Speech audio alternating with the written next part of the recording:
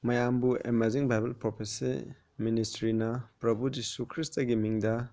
taramna oksari ngasi aikoina nainagadrupa topic asidi the only way to be saved aikoibu kanbiningai gi amatta ngairaba lambi haiba asigi maramda aikoina ahanbada nainaminasi isnausing masisu yamna maroiba topic amani akoina hena nainabada mamutana khangningai gi damo aikoi isorngonda parthana tawminasi mangondagi borniminasi Sagamalem Prithibibu sembiba asuki mati aikoibu nungsibiba ipa ishor na poininga letana thagasari asi tolaba nanaina naki Bible dagi aikoibu matau karamna kanbigadagi aikoibu kanbiningai ki amata ngairaba lambi karino haiba asigi maramda khajitang tolaba nanaina Bible dagi share tawjagadori aina ngangba kudingmana hana loina biu aingonda leriba napan makaina hana lokthokpiu तारिब इसिनाव खुदिमक्तसु थवाय सेंबदुना सिंबिदुना अचुंबसे फासना खंगदुना Hena ममतादुनिपा नाखिनिंग थौलेपागदा संबनु पानुपि हाबदु हेनबिउ हौबदगिना Loy फावबना Hana सिंबिउ Prabhu Jishu ख्रिस्तगी मिंगदा खुरुमजरी amen अखोय अहानबा text से 2 Peter gi 1 gi 19 ado अखोयना पामिनसी we have also a more sure word of prophecy whereunto ye do well that ye take it as unto a light that shine in a dark place until the day dawn and the day star arise in your hearts masida hairipse karino aikoi gi damak sungsoi soidraba yamna sungsoi soidraba tungda lakadaba prophecy gi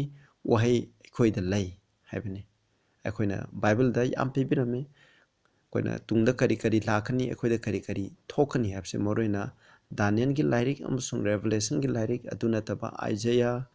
aduga Bible gi ato jaga singdaju prophecy yam piri maroina Prabhu Jisu Christ lakani habi gi mangjaw nona haidok piba asina singmagi maramda yamna leikre sinausing sida hai adubu hairiba atuda nakoina hairiba prophecy sing atuda nakoina puning sangi karigidama karmana hari masina kaidoge haba matanda amamba mafam atuda masina ngalale prophecy asina maigi mathaudi amamba habdi pap ado masina masak tai masina phongdokpi habni masina kaidoba akoina numit aduna mapung phana ngandri phawa aikoigi thamoida adugumba numit ayu nungthingi matamda ngaleba numit ase aikoigi thamoida mapung phana ngandri phawa masina aikoigi punungda lairiba amamba khudingma ado masina manghan oeli habni prophecy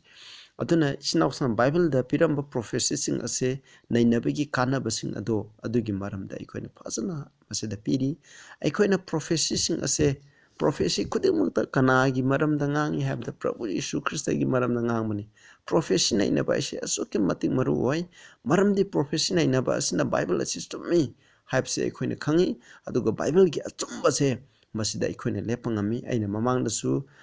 khara naina ja khrabani sinausan aikoina ado aikoina amuk aikoina adugumba sing aduda aikoina hena fazana puning chana naina batai ai isamaksu aikoi maitai dharamada yagyangna thajaramani adubu Bible gi prophecy sing Prabhu Jisu Christ tayang panda pokani haina haidolamba mahak sigani hingkatkani haina haidolamba aduga Daniel chapter 2 da tayang panbada lakadaba achauba ningtholebak singgi maramda matang haidoramba kudema ado thungkhore aduna thungdaba haidi Prabhu Jisu Christ na lakpa asini aduna punamak thungrabani na Prabhu Jisu na lakpa je chuchoi choidana thungani hai hojik chu prithibida tholeba current events sing maro ina khoina Daniel 7 aduga Revelation 13 asina singbadagi 12 13 Revelation da yawribsing hojik prithibida tholiba thodowato aina current event myam nainajari asuguma myam ase nainabadagi Bible na hairambasing asi yam sumi habje khange Matthew 24 dasu Prabhu Jesu na laktingi mamana kari tholagani habse myam se nainabadai khangje isnausa aduna asigumba prophecy sing ase nainara kanda nainabadagi aikoina khange madudi ishona lakpana e adoi tade khoina kari tawgani habse masina takpi aduga amana prophecy sing ase nainabagi mapana aikoigi thamoinungda lotuna lairiba papsing ado masina fazana khangale heba isnausing fazana khangale hidden aikoigi thamoida lotuna lairiba papsing do takthole ꯑꯗꯨꯒ ꯄꯥꯞꯁꯤꯡ ꯑꯗꯨ ꯈꯪꯍꯜꯂꯕ ꯃꯇꯨꯡꯗ ꯑꯩꯈꯣꯏꯅ ꯄꯥꯞꯁꯤꯡ ꯑꯗꯨ ꯊꯥꯗꯣꯛꯑꯒ ꯆꯠꯇꯕ ꯇꯥꯔꯒꯗꯤ ꯏꯆꯤꯟꯅꯥꯎꯁꯦ ꯏꯁꯣꯔꯅ ꯑꯩꯈꯣꯏꯕꯨ ꯃꯔꯥꯟ ꯁꯤꯒꯅꯤ John 3:19-21 ꯗ ꯍꯥꯏ ꯃꯁꯤꯅ ꯍꯥꯏ This is the condemnation that light is come into the world. ꯄ꯭ꯔꯤꯊꯤꯕꯤꯗ ꯃꯉꯥꯜ ꯑꯗꯨ ꯂꯥꯛꯈ꯭ꯔꯦ ꯑꯆꯨꯝꯕ ꯑꯗꯨ ꯈꯪꯍꯟꯈ꯭ꯔꯦ ꯍꯥꯏꯗꯤ ꯑꯩꯈꯣꯏꯒꯤ ꯄ꯭ꯔꯣꯐꯦꯁꯟ ꯏꯟꯅꯕꯗꯒꯤ ꯃꯉꯥꯜ ꯑꯗꯨ ꯑꯩꯈꯣꯏꯒꯤ ꯊꯃꯣꯏꯗ ꯈꯪꯍꯟꯈ꯭ꯔꯦ ꯑꯆꯨꯝꯕꯗꯨ ꯑꯩꯈꯣꯏꯅ ꯈꯪꯈ꯭ꯔꯦ ꯑꯗꯨꯕꯨ ꯃꯤꯅ ꯃꯉꯥꯜꯗꯒꯤ ꯑꯃꯝꯕꯁꯤꯅ ꯍꯦꯟꯅ ꯄꯥꯝꯃꯤ ꯑꯉꯥꯟꯕꯗ ꯑꯆꯨꯝꯕꯗꯒꯤ ꯃꯤꯅ ꯄꯥꯞꯀꯤ ꯄꯨꯟꯁꯤ ꯑꯁꯤ ꯍꯦꯟꯅ ꯇꯧꯕ ꯄꯥꯝꯃꯤ ꯍꯥꯏꯅ ꯕꯥꯏꯕꯜꯗ ꯏ ꯑꯃꯝꯕ ꯍꯥꯏꯕꯗꯤ ꯄꯥꯞ ꯍꯥꯏꯕꯅꯤ ꯃꯉꯥꯜ ꯍꯥꯏꯕꯗꯤ ꯑꯆꯨꯝꯕ ꯍꯥꯏꯕ ꯌꯥꯏ ꯃꯁꯤꯅꯤꯀꯣ ꯃꯔꯝꯗꯤ ꯃꯈꯣꯏꯒꯤ ꯊꯕꯛꯁꯤꯡ ꯑꯗꯨ ꯐꯠꯇꯕꯅꯤ ꯍꯥꯏꯕꯗꯤ ꯃꯈꯣꯏꯒꯤ ꯊꯕꯛꯁꯤꯡ ꯑꯗꯨ ꯄꯥꯞ ꯉꯥꯛꯇꯅꯤ ꯇꯥꯏꯕꯪꯄꯥꯟꯗ ꯂꯩꯔꯤꯕ ꯃꯤꯁꯤꯡ ꯑꯁꯤꯅ ꯑꯃꯝꯕꯗ ꯂꯩꯔꯤꯕ ꯃꯤꯁꯤꯡꯅ ꯑꯆꯨꯝꯕ ꯈꯪꯗꯕ ꯃꯤꯁꯤꯡꯅ ꯇꯧꯔꯤꯕ ꯈꯨꯗꯤꯡꯃꯛꯁꯦ ꯄꯥꯞꯅꯤ ꯚꯔꯁ 20ꯗ ꯄꯥꯞ ꯇꯧꯕ ꯈꯨꯗꯤꯡꯃꯛꯅ ꯍꯥꯏꯗꯤ ꯐꯠꯇꯕ ꯇꯧꯕ ꯈꯨꯗꯤꯡꯃꯛꯅ ꯃꯉꯥꯜ ꯑꯗꯨꯕꯨ ꯇꯨꯀꯠꯆꯩ ꯍꯥꯏꯕꯗꯤ ꯑꯆꯨꯝꯕ ꯑꯗꯨꯕꯨ ꯄꯥꯝꯗꯦ ꯑꯗꯨꯒ ꯃꯉꯥꯜ ꯑꯗꯨꯗ ꯂꯥꯛꯄꯁꯨ ꯉꯝꯃꯣꯏ ꯃꯔꯝꯗꯤ ꯃꯍꯥꯛꯀꯤ ꯐꯠꯇꯕ ꯊꯕꯛꯁꯤꯡ ꯑꯗꯣ ꯃꯉꯥꯜ ꯑꯁꯤꯅ ꯆꯩꯒꯅꯤ ꯑꯗꯨꯅ ꯆꯩꯗꯅꯤꯡꯉꯥꯏꯒꯤꯗꯃꯛ ꯃꯈꯣꯏꯅ ꯃꯉꯥꯜ ꯑꯗꯣ ꯂꯥꯛꯄ ꯉꯝꯃꯣꯏ ꯍꯥꯏ verse 21ꯗ He that doeth truth come to the light ꯑꯗꯨꯕꯨ ꯑꯆꯨꯝꯕ ꯇꯧꯔꯤꯕ ꯃꯍꯥꯛ ꯑꯗꯨꯅ ꯃꯉꯥꯜꯗ ꯂꯥꯛꯏ ꯍꯥꯏꯕꯅꯤ ꯃꯉꯥꯜꯗ ꯑꯐꯕꯗ ꯑꯆꯨꯝꯕꯗ ꯙꯔꯃ ꯁꯦꯝꯕꯗ ꯂꯥꯛꯏ ꯃꯔꯝꯗꯤ ꯃꯍꯥꯛꯀꯤ ꯊꯕꯛꯁꯤꯡ ꯑꯗꯣ ꯐꯣꯡꯗꯣꯛꯅꯕꯒꯤꯗꯃꯛ ꯑꯗꯨꯒ ꯃꯁꯤ ꯄꯨꯝꯅꯃꯛ ꯏꯁꯣꯔꯗ ꯄꯥꯡꯊꯣꯛꯂꯤꯕꯅꯤ ꯍꯥꯏ ꯏꯆꯤꯟꯅꯥꯎꯁꯥ ꯑꯩꯈꯣꯏꯅ ꯁꯤꯗꯩ ꯈꯪꯉꯦ ꯑꯩꯈꯣꯏꯅ ꯄ꯭ꯔꯣꯐꯦꯁꯟ ꯅꯩꯅꯕꯗꯒꯤ ꯕꯥꯏꯕꯜꯗ ꯊꯣꯛꯂꯤꯕ ꯀꯔꯦꯟ ꯏꯚꯦꯟꯁꯤꯡ ꯃꯌꯥꯝ ꯅꯩꯅꯕꯗꯒꯤ ꯑꯗꯨꯒ ꯃꯁꯤꯗꯒꯤ ꯑꯩꯈꯣꯏꯅ ꯈꯪꯕꯗꯤ ꯑꯩꯈꯣꯏꯗ ꯂꯩꯔꯤꯕ ꯐꯠꯇꯕ ꯄꯥꯞꯁꯤꯡ ꯑꯩꯈꯣꯏꯅ ꯍꯥꯟꯅ ꯈꯪꯉꯝꯗꯕ ꯑꯆꯨꯝꯕꯗꯣ ꯑꯩꯈꯣꯏꯅ ꯈꯪꯂꯒ ꯍꯥꯏꯔꯤꯕ ꯑꯆꯨꯝꯕꯗꯨꯒꯤ ꯃꯇꯨꯡ ꯏꯟꯅ ꯑꯩꯈꯣꯏꯅ ꯆꯠꯇꯕ ꯇꯥꯔꯒꯗꯤ ꯏꯁꯣꯔꯅ ꯑꯩꯈꯣꯏꯕꯨ ꯃꯔꯥꯟ ꯁꯤꯕꯤ ꯏꯁꯣꯔꯅ ꯑꯩꯈꯣꯏꯕꯨ ꯀꯟꯕ ꯉꯝꯃꯣꯏ ꯍꯥꯏꯕꯁꯦ ꯃꯁꯤꯗ ꯃꯌꯦꯛ ꯁꯦꯡꯅ ꯏ ꯑꯗꯨ ꯑꯣꯏꯇꯥꯔꯗꯤ ꯑꯩꯈꯣꯏꯅ ꯌꯦꯡꯁꯤ ꯄ꯭ꯔꯣꯐꯦꯁꯟ ꯅꯩꯅꯕꯗꯒꯤ ꯑꯩꯈꯣꯏꯗ ꯃꯉꯥꯜ ꯂꯥꯛꯏꯕ ꯅꯨꯃꯤꯠꯀꯨꯝꯕ ꯃꯉꯥꯜ ꯑꯩꯈꯣꯏꯒꯤ ꯊꯃꯣꯏꯗ ꯐꯥꯎꯂꯤꯕ ꯍꯥꯏꯔꯤꯕ ꯃꯉꯥꯜ ꯑꯁꯦ ꯗꯦ ꯁ꯭ꯇꯥꯔ ꯑꯁꯦ ꯀꯅꯥꯅꯣ ꯍꯥꯏꯕꯁꯤ ꯑꯩꯈꯣꯏꯅ ꯑꯃꯨꯛ ꯌꯦꯡꯁꯤ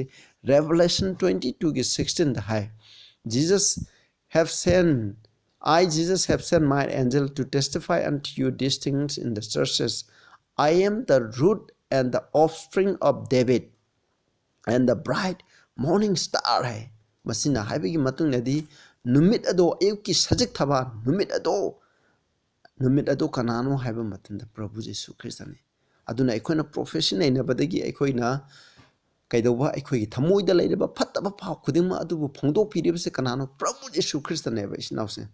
aduna aikoina profession ainar kana Prabhu Jesu Christ je aikoigi pungningda lakani aikoigi thamoida lakani Prabhu na aikoigi thamoida leireba matamda aikoida leireba phattaba makhaido mahana loina phongdok pigani habni aduga Prabhu na aikoigi thamoida su leiba pami habni mahaki achummadugi matungna chappa matanda mahana aikoiga matam khudingta leiminaba pami Revelation 3:20 da hai aina nakoigi thamoigi thongda yeiri kanagumna ai khonjen taraga hangtokpa taragadi aina mangonda lakani mahaka aiga saminagani aiga mahaka loinagani habni aduna Prabhu na prophecy pibigi maramdi prophecy asigi mapana Prabhu Jesu Christ na aikoigi thamoida laaga aikoigi thamoigi kasan koyasan bathuna leiriba phattaba pamakhai ado mahangna haidok pirakaneba aduga hairiba aikoigi thaudi hairiba papsing ado thadoga aikoina sakadabneba masi mahaki apamani aikoida papka Prabhu na aikoigi thamoida leige hai tadi aikoina tauriba phattaba pamangai se tauna Prabhu na aikoigi leiminaba haibse kaidonda yade Prabhu na papka kaidonda Prabhu na leiminende aduga Isaiah 53:6 azu hai aikoi khudimmakse yawkumna aikoi mangkhrabani aikoi isa nganingbodo aikoina tawkhre haibani adugu ishornadi aikoi khudimmakna tawkiba phattaba khudimmakki pap ado kanada puhanbi Prabhu Jesu Christ da punamak pibi adugidamak Prabhu Jesu Christ na cross siba matamda nang aina tawkiba pam khudimmakki dandi ado mahana loina pubiduna chatkrabani masi khudimmakse aikoibu kanbiningai gidamane Hebrew 2:14 da jo hai for as much as then as are the children are the partakers of the flesh and blood aikoi tang panda lakraba koi mipum khudimasna sadung amasung I ase saru yaduna laeba Adam Ivki sadu aduga magi sadong amusung ima ipadagi matang thangdaduna aikoina laeba adumai ton he also himself likewise to the partook of the same hairiba sadong aikoina poniba aikoi pokpada yauriba sadong amusung ese Prabhu Jesu Christ na su lauki hai karigi damak laukibno through that he might destroy him that had the power of death, and that is devil. Aikoibu asibagi shakti leba haibadi aikoibu pap to honduna aikoibu sihaliba adugumba magi thabak saitan diabol gi thabak ato pap ki thabak sing adum manganingai gi da mamak tayang phanda lakpaneba. Saitan gi thabak sing abdi saitan aikoi khudimak se pap tongai gi phattaba pap ki lambi adu da lamjing bi ibani do hairiba pap ki lambi aikoina pap tokduna mi hatna hingchai ai tamba mi oiduna ima ipabu nungsiba khangdaduna kairoi lekai da leba mi singbu nungsiba khangdaduna kalakpa mi hopa yengthiba ngangai daba wa kaya ngangba machan thiba wa kaya ngangba sauganba punamak ase saitan gi thabak sing ngaktani hairiba do manganingai gi damak Prabhu Jisu Krishna lakpani habni. 1 John 3 gi ai tai pap tawba mi ado saitan dagini isnaw sa aikoina ngasimak pap tawduna lei taragadi aikoi saitan masasini maramdi diabol na ahobadagi pap tawra I habni. Aduna for this purpose maram asigidama ishoi God the Son of God was manifested that he might destroy the works of the devil. Saitan gi thabak sing habdi pap sing ahobadagi mana tawrakraba pap sing aduga if adam bu namthak tawduna tang panda lakraba ikoida namthak tawduna aikoibu pap to holibase masigi thabak sing ase masi ishor gi masano pana masi manganingai gi damang ma tang pan ad lakibni. Prabhu na tang pan lakbi maram di isnafsa aikoibu kanbina ba aduga ikoina pap tawduna leiriba punsi ase masi hatong ngai gi damang aikoidagi pap ase manganingai gi damang ma tayang panda mahak lakpani masi khudimok se mahak ki thaujan mongonda thajaba mahana pibi pangal adugi mapana lakadabani aikoi amug yangminasi Hebrew 2 gi 10 amasung 11 da haiko maramdi it became him for whom are all things aduna magi dama aikoi punamak se aikoina magi damaktani by whom all things tayang panda laibu khuding mase Prabhu Jisu Krishna gi mapana sembani in beginning in bringing many sons unto glory masina ishor gi masanu pa oi bai khoje matik manganda havdi ishor gi lamchat atuda sarukya yaba yaningai gi ohelakpani to make the captain of their salvation perfect through suffering awana kya gi mapana aikoi gi arang khubam gi captain oriba ma se mapung phani ngai gi lapani aduga verse 11 da both he that sanctified and they who are sanctified are of one aikoi bu sengdok piraba haibadi aikoina ishona haibasing inba matamda ishoi yathang ase ngakpo matamda aikoi je sengtok pirabani sengtok pi haibadi asengba amotpa laitaba mi aikoi punsi mola lebje papni aikoina pap yaudaba matamda aikoi sengdok pire aduna aikoi asigma pap yaudaba punsi ma hingal lebje kanana no Prabhu Jisu Krishna gi mapanani thawai sengba gi mapanani haiba aikoi bu sengdok pireba Prabhu Jisu Krishna amasung mahana sengdok kibra pigraba aikoi ase amatani aikoi je motsa managani haina masida palle maram asigidama for this cause he is not ashamed to call them brethren mahana aikoi je mahaki machin manaw sini haina kawda ikaiba phaude maramdi aikoina pap tawduna lei taragadi masigi pap tawriba mising ase aigi isini nawni ko haibada Prabhu Jisu Krishna gi mamanda ikaiba phawi maramdi tayang panda mi huranba mi ado aikoigi imani natraga aikoigi iyambani aikoigi isin naw sangni haiba matamda aikoini ikaiba phawbagumna aikoiju ishona yadaba thabaksing papki thabaksing ado aikoigi punsida tawduna leiba taragadi Prabhu Jisu Krishna maki masim manawni haibda ikaiba phawi aduna aikoiga Prabhu ga amata wakal amata mana gi hai tadi Prabhu na pamdaba thabaksing ase aikoina thadokadabani aduga Hebrew 2 gi 17 18 da joy wherefore maramaduna in all things it behoved him to be made like unto his brethren hiram kuding buta aikoije maki aikoiga Prabhu Jisu Krishna ga chap sanana semki hai chap manana semki hamni aikoida athemba lai Prabhu de jo athemba lai aikoida phawri ba chaina kol saitan gi athemba ithil phawri khuding mo se Prabhu Jisu Krishna ngonda julai kaigi damaktana atugumba lauri bunade that he might be a merciful and faithful high priest in things pertaining to God ishoga mari ne ba hiram sing abdi ishogi lamsa sansa phangngai gi oiba hiram khuding ma ta mahak se yamna meaning si chauba amasung yamna thajaba yaba yamna haiba inba ikhoigi purohit makogado mahangna oiningai gi damni haujichu Prabhu Jisu Krishna ikhoigi damak purohit mako oiduna sargargi asengba laisangda most holy place ki mafam da satuna leiduna ikhoi gi dama ipa ishoi gi mamang haijabire bani mana kari tawi haiba matam da high priest oraga to make reconciliation for the sins of the people aikoina tawkiba pap aikoina pap tawbasina aikoina ishore gi aikoje khaidokre ishoga aikogi marakta sanaba leitre ishoga aikogi marakta tukuchaba lei hairiba tukuchaba ado yasannaningai gi dama aikoina reconciliation tawningai gi dama ishona aduna Prabhu Jisu Krishna la ibneba tayang panda isnausa maramdi aikoina pugadaba pap ki dandi khuding Prabhu Jisu Krishna pugre ipa ishona aikoina pap tawbagi dandi gi darkar laiba khuding mongonda pibikre aduna maram hoida Prabhu Jisu Krishna gi mapana aikoje reconciliation amukhana ishoga sanana laiba haibadu ngamali 18 da for in that he himself has suffered being tempted he is able to succor them that are tempted man haisda he himself suffer being tempted mangonda so atheba lakna pap tawni ai gi dama saitana manger de na kalvari fawda khong khang khuding da mak se pap tawding tawni ai gi dama mak se hiram khuding mata them khibani aduna mai je themba tuna maram moidana prabhuna magi haksang aduda yamna awaba nangki aduga hairi base nangki adu kari gi damak tano haitade mahangna ko mahangna tawri na awana nang lipse karigno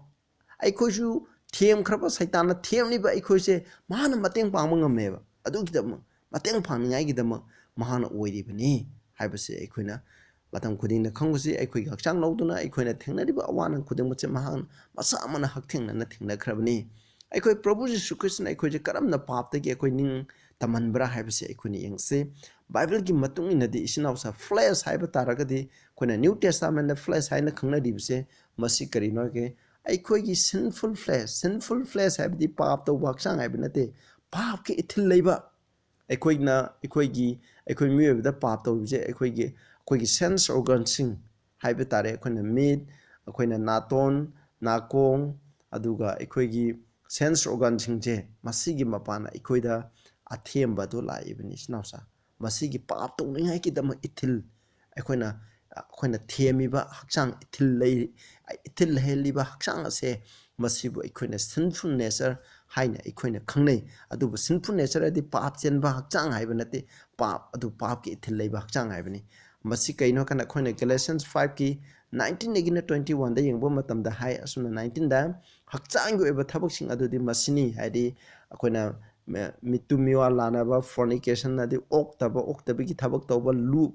lamcha sajat lu daba hakchang gi aning pamba sing tawba lai murti latpa aduga maibi gi thabak taba tukotchaba akoi gi mot tinadaba nawang ba akoi da napal leiba asawba khana chainaba mi bu serana na chingbiba aran ba takpi tambiba kalakpa mi hoba mi hatpa yu ngawba thakpa aduga mi bu thida ngangiba ponema ase hakchang gi thabak sing asne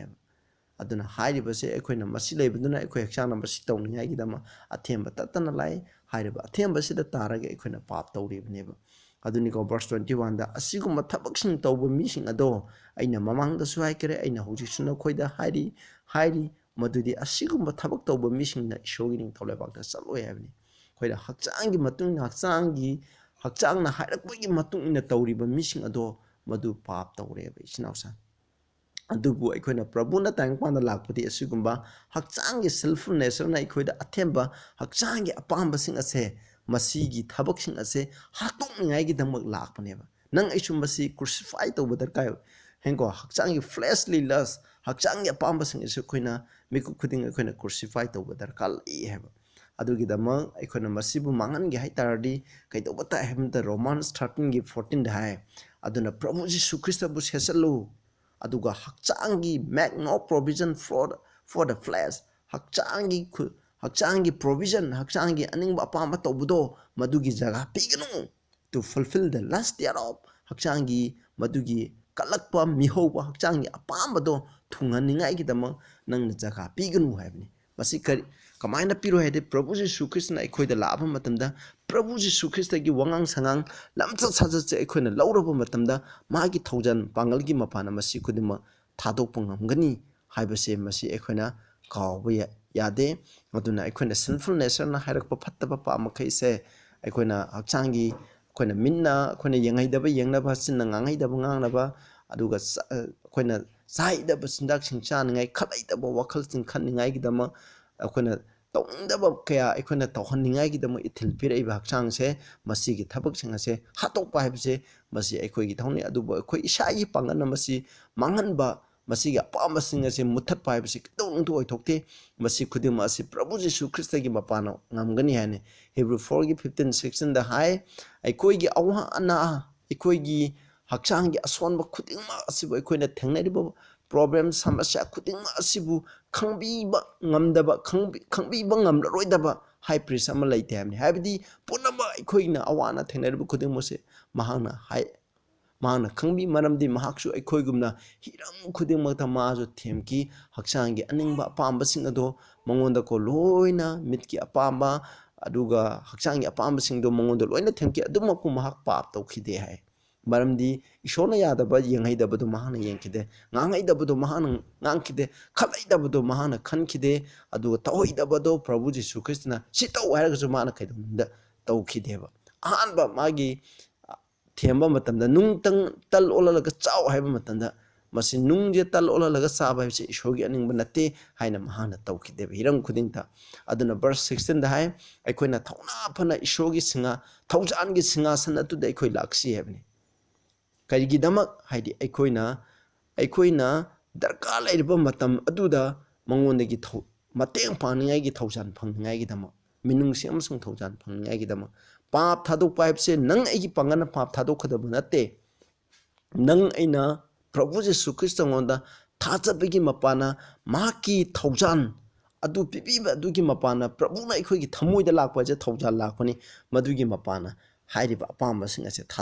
ꯊꯥꯗꯣꯛꯄꯁꯦ ꯉꯝꯒꯅꯤ ꯍꯛꯆꯥꯡꯒꯤ ꯑꯅꯤꯡꯕ ꯑꯄꯥꯝꯕꯁꯤꯡ ꯑꯁꯤꯒꯤ ꯃꯇꯨꯡ ꯏꯟꯅ ꯆꯠꯇ꯭ꯔꯒꯗꯤ ꯑꯩꯈꯣꯏꯅ ꯄꯥꯞ ꯍꯥꯏꯕꯗꯣ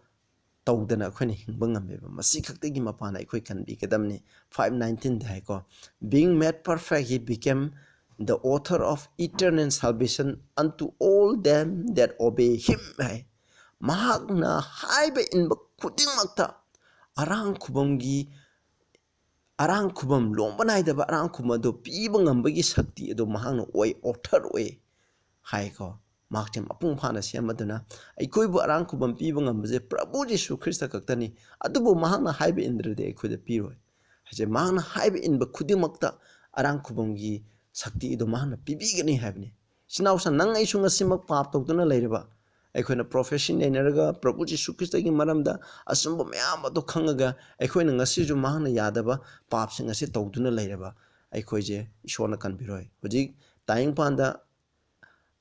ꯃꯌꯥꯝꯗꯒꯤ ꯇꯣꯉꯥꯟꯕ ꯄ꯭ꯔꯚꯨ ꯖꯤꯁꯨ ꯈ꯭ꯔꯤꯁꯇ ꯑꯃ ꯇꯥꯏꯪꯄꯥꯟꯗ ꯋꯥꯄꯥꯎ ꯁꯟꯗꯣꯛꯇꯨꯅ ꯂꯩ ꯀꯅꯥꯗꯨ ꯑꯩꯈꯣꯏꯅ ꯄ꯭ꯔꯚꯨ ꯖꯤꯁꯨ ꯈ꯭ꯔꯤꯁꯇꯉꯣꯟꯗ ꯊꯥꯖꯔꯗꯤ ꯑꯩꯈꯣꯏꯅ ꯄꯥꯞ ꯇꯧꯔꯁꯨ ꯌꯥꯏ ꯍꯥꯏꯕ ꯑꯗꯨꯒ ꯑꯔꯥꯟꯕ ꯒꯣꯁꯄꯦꯜ ꯑꯃ ꯁꯟꯗꯣꯛꯂꯛꯂꯦ ꯃꯁꯤ ꯑꯩꯈꯣꯏꯅ ꯇꯥꯒꯨꯝꯁꯤ ꯃꯁꯤꯕꯨ ꯇꯥꯔꯒ ꯏꯜꯂꯤꯕ ꯃꯤꯁꯤꯡ ꯑꯗꯨꯒꯤ ꯄꯨꯟꯁꯤ ꯈ꯭ꯋꯥꯏꯗꯒꯤ ꯂꯥꯏꯕꯛ ꯊꯤꯕ ꯃꯤ ꯑꯗꯣ ꯑꯩꯈꯣꯏꯅ ꯑꯣꯏꯒꯅꯤ ꯍꯥꯏ ꯍꯤꯕ꯭ꯔꯨ 6:1ꯗꯁꯨ ꯍꯥꯏ ꯑꯩꯈꯣꯏꯅ ꯑꯍꯥꯟꯕ ꯃꯇꯝꯗ ꯑꯩꯈꯣꯏꯅ ꯈ꯭ꯔꯤꯁꯇꯒꯤ ꯇꯥꯛꯄꯤꯈ꯭ꯔꯕ ꯑꯍꯥꯟꯕ ꯅꯤꯇꯤ ꯅꯤꯌꯣꯝꯁꯤꯡ ꯑꯗꯣ ꯃꯥꯒꯤ ꯑꯍꯥꯟꯕ ꯗꯣꯛꯇ꯭ꯔꯤꯟꯁꯤꯡ ꯑꯗꯣ ꯑꯩꯈꯣꯏꯅ ꯏꯜꯂꯒ ꯍꯥꯏ ꯑꯩꯈꯣꯏꯅ ꯍꯦꯟꯅ ꯃꯄꯨꯡ ꯐꯥꯕꯔꯣꯝꯗ ꯆꯠꯁꯤ ꯃꯗꯨ ꯊꯥꯗꯣꯛꯂꯒ ꯍꯥꯏꯗꯤ ꯑꯩꯈꯣꯏꯅ ꯑꯉꯥꯡ ꯑꯣꯏꯔꯤꯉꯩ ꯃꯇꯝꯗ ꯇꯥꯛꯄꯤꯈꯤꯕ ꯏꯆꯝ ꯆꯝꯕꯁꯤꯡ ꯑꯗꯣ ꯃꯗꯨ ꯇꯨꯡꯑꯣꯏꯅꯔꯝꯂꯒ ꯑꯩꯈꯣꯏꯅ ꯍꯦꯟꯅ ꯃꯄꯨꯡ ꯐꯥꯕꯗꯨꯗ ꯆꯠꯂꯁꯤ ꯍꯥꯏꯅꯤ not laying again the foundation of repentance from that work ꯑꯁꯤꯕ ꯊꯕꯛꯇꯒꯤ ꯑꯩꯈꯣꯏꯅ ꯄꯨꯛꯅꯤꯡ ꯍꯣꯡꯕꯒꯤ ꯌꯨꯝꯐꯝ ꯑꯗꯣ ꯑꯩꯈꯣꯏꯅ ꯂꯪꯊꯣꯛꯇꯕꯤꯗꯀꯣ ꯑꯩꯈꯣꯏꯅ ꯄꯥꯞ ꯇꯧꯔꯗꯤ ꯄꯨꯛꯅꯤꯡ ꯍꯣꯡꯒꯗꯕꯅꯤ ꯑꯗꯨꯅ ꯄꯨꯛꯅꯤꯡ ꯍꯣꯡꯕ ꯍꯥꯏꯗꯤ ꯑꯩꯅ ꯇꯧꯔꯤꯕ ꯄꯥꯞꯇꯨ ꯊꯥꯗꯣꯛꯇ꯭ꯔꯗꯤ ꯄꯨꯛꯅꯤꯡ ꯍꯣꯡꯕ ꯀꯧꯗꯦ ꯑꯗꯨꯅ ꯏꯁꯣꯔꯗ ꯊꯥꯖꯗꯨꯅ ꯂꯥꯛꯀꯗꯕꯅꯤ ꯍꯥꯏ 1 John 3:5-6ꯗꯁꯨ ꯍꯥꯏꯀꯣ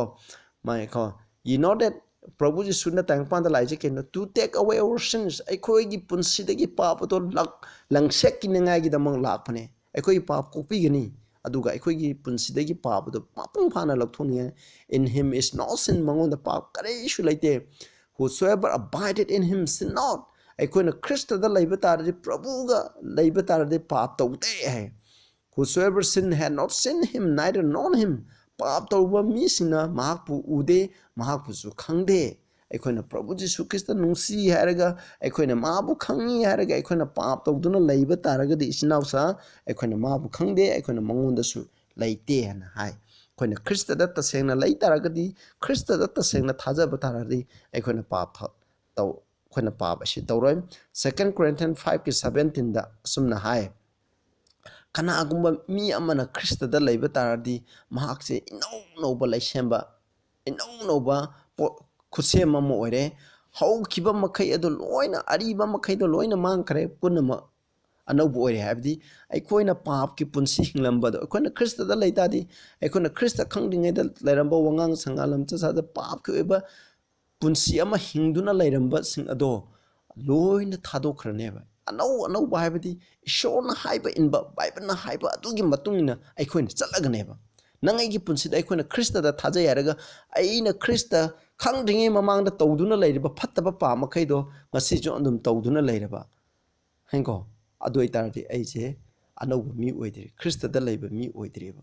ꯈ꯭ꯔꯤꯁꯇꯗ ꯂꯩꯕ ꯃꯤ ꯑꯣꯏꯔꯗꯤ ꯑꯩꯅ ꯍꯤꯡꯆꯥ ꯌꯥꯏꯇꯝꯕ ꯅꯥꯞꯄ ꯂꯩꯔꯝꯕꯁꯨ ꯑꯩ ꯂꯣꯏ ꯊꯥꯗꯣꯛꯀꯅꯤ ꯅꯣꯂꯛꯄ ꯍꯥꯏꯕꯗꯣ ꯂꯩꯔꯒꯅꯤ ꯑꯩꯉꯣꯟꯗ ꯑꯁꯥꯎꯕ ꯀꯜꯂꯛꯄ ꯃꯤꯍꯧꯕ ꯌꯦꯡꯊꯤꯕ ꯑꯁꯦ ꯀꯔꯤ ꯑꯃꯠꯇ ꯂꯩꯔꯣꯏ ꯍꯥꯏꯕꯁꯦ ꯑꯩꯈꯣꯏꯅ ꯃꯇꯝ ꯈꯨꯗꯤꯡꯗ ꯀꯥꯎꯔꯣꯏꯗꯕꯅꯤ ꯃꯁꯤ ꯑꯩꯒꯤ ꯋꯥꯍꯩ ꯅꯠꯇꯦ ꯏꯆꯤꯟꯅꯥꯎꯁꯤꯡ ꯀꯔꯤꯒꯨꯝꯕ ꯑꯩꯅ ꯍꯥꯏꯔꯤꯕꯁꯤꯗ ꯅꯈꯣꯏꯅ ꯁꯣꯏꯕ ꯇꯥꯔꯒꯁꯨ ꯅꯈꯣꯏꯅ ꯉꯥꯛꯄꯤꯌꯨꯀꯣ ꯑꯗꯨꯒ ꯕꯥꯏꯕꯜꯒꯤ ꯃꯇꯨꯡ ꯏꯟꯅ ꯑꯩꯈꯣꯏꯅ ꯆꯠꯀꯗꯕꯅꯤ John 3:3 ꯍꯥꯏ ꯅꯈꯣꯏ ꯅꯧꯅ ꯄꯣꯛꯇ꯭ꯔꯒꯗꯤ ꯏꯁꯣꯔꯒꯤ ꯅꯤꯡꯊꯧ ꯂꯩꯕꯥꯛꯇ ꯆꯠꯂꯣꯏ ꯍꯥꯏꯕꯅꯤ ꯅꯤꯀꯣꯗꯤꯃꯁꯇ ꯍꯥꯏꯈꯤꯕꯁꯦ ꯅꯈꯣꯏ ꯅꯧꯅ ꯄꯣꯛꯀꯗꯕꯅꯤ ꯅꯧꯅ ꯄꯣꯛꯇ꯭ꯔꯒꯗꯤ ꯅꯈꯣꯏꯅ ꯏꯁꯣꯔꯒꯤ ꯅꯤꯡꯊꯧ ꯂꯩꯕꯥꯛꯇ ꯆꯠꯂꯣꯏ ꯍꯥꯏ ꯑꯩ ꯂꯣꯏꯁꯤꯟꯅꯕ ꯇꯧꯔꯒꯦ ꯏꯆꯤꯟꯅꯥꯎꯁꯤꯡ ꯑꯗꯨꯒ ꯁꯤꯗꯩꯗ Romans 8:3 ꯍꯥꯏ ꯃꯁꯤꯀꯣ ꯍꯧꯖꯤꯛ ꯇꯥꯏꯕꯪꯄꯥꯟꯗꯀꯣ ꯑꯩꯈꯣꯏꯅ ꯄ꯭ꯔꯚꯨ ꯖꯤꯁꯨ ꯈ꯭ꯔꯤꯁꯇꯗ ꯑꯩꯈꯣꯏꯒꯤ ꯁꯣꯜꯂꯕ ꯍꯛꯆꯥꯡ ꯑꯁꯤꯗꯀꯣ ꯑꯩꯈꯣꯏꯒꯤ ꯁꯤꯟꯐꯨꯜ ꯅꯦꯆꯔꯁꯦ ꯂꯧꯈꯤ ꯍꯥꯏꯕ ꯌꯥꯗꯕ ꯃꯤ ꯀꯥꯡꯕꯨ ꯑꯃ ꯂꯩ ꯍꯥꯏꯔꯤꯕꯗꯣ ꯑꯩꯈꯣꯏꯅ 4 John 4ꯒꯤ 1-3ꯒꯤ ꯃꯇꯨꯡ ꯏꯟꯅ ꯑꯩꯈꯣꯏꯅ ꯄꯥꯔꯗꯤ ꯃꯁꯤ ꯑꯦꯟꯇꯤ ꯈ꯭ꯔꯥꯏꯁꯅꯤ ꯑꯦꯟꯇꯤ ꯈ꯭ꯔꯥꯏꯁꯅꯗꯤ ꯀꯩꯅꯣ ꯈꯟꯗ one that believe not every spirit but try the spirit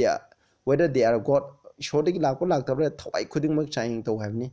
ꯑꯔꯥꯟꯕ ꯄ꯭ꯔꯣꯐꯦꯠ ꯀꯌꯥ ꯑꯃ ꯆꯠꯈ꯭ꯔꯦ ꯑꯗꯨꯒ ꯃꯈꯣꯏꯗ ꯀꯔꯝꯕꯅꯣ ꯍꯥꯏꯒ verse 2ꯗꯀꯣ every spirit that confess that Jesus Christ is come in the flesh is of God ꯄ꯭ꯔꯚꯨ ꯖꯤꯁꯨ ꯈ꯭ꯔꯤꯁꯇꯗ ꯑꯩꯈꯣꯏꯒꯤ ꯁꯣꯜꯂꯕ ꯑꯩꯈꯣꯏꯒꯤ ꯍꯛꯆꯥꯡ ꯅꯪ ꯑꯩꯉꯣꯟꯗ ꯂꯩꯔꯤꯕ ꯍꯛꯆꯥꯡꯁꯤꯃꯛ ꯂꯧꯔꯒ ꯂꯥꯛꯈꯤ ꯍꯥꯏꯅ ꯌꯥꯔꯤꯕ ꯃꯍꯥꯛ ꯑꯗꯣ ꯃꯁꯤ ꯏꯁꯣꯔꯗꯒꯤꯅꯤ ꯑꯗꯨꯒ ꯃꯁꯤ ꯌꯥꯗꯕ ꯃꯤ ꯑꯗꯨꯅ anti ꯈ꯭ꯔꯥꯏꯁꯅꯦꯀꯣ this is the spirit of antichrist ꯍꯥꯏꯕꯅꯤ ꯑꯩꯈꯣꯏꯅ ꯈ꯭ꯔꯤꯁꯇꯒꯤ ꯑꯦꯟꯇꯤ ꯈ꯭ꯔꯥꯏꯁꯅꯦ ꯍꯥꯏꯕꯗꯤ ꯄ꯭ꯔꯚꯨꯅ ꯑꯩꯈꯣꯏꯒꯤ ꯁꯣꯜꯂꯕ sinful nature ꯑꯩꯈꯣꯏꯅ ꯄꯥꯞꯀꯤ ꯏꯊꯤꯜ ꯂꯩꯕ ꯍꯛꯆꯥꯡ ꯅꯪ ꯑꯩꯉꯣꯟꯗ ꯊꯦꯡꯅꯔꯤꯕ ꯑꯊꯦꯝꯕ ꯂꯩꯔꯤꯕ ꯈꯨꯗꯤꯡꯃꯛ ꯑꯁꯦ ꯃꯁꯤꯒꯤ ꯍꯛꯆꯥꯡ ꯑꯃꯗ ꯌꯥꯗꯕ ꯍꯥꯏꯕꯁꯦ ꯃꯁꯤ ꯑꯦꯟꯇꯤ ꯈ꯭ꯔꯥꯏꯁꯅꯤ ꯅꯪ ꯑꯩꯁꯨ ꯑꯗꯨ ꯌꯥꯗꯕ ꯇꯥꯔꯒꯗꯤ ꯑꯁꯤꯒꯤ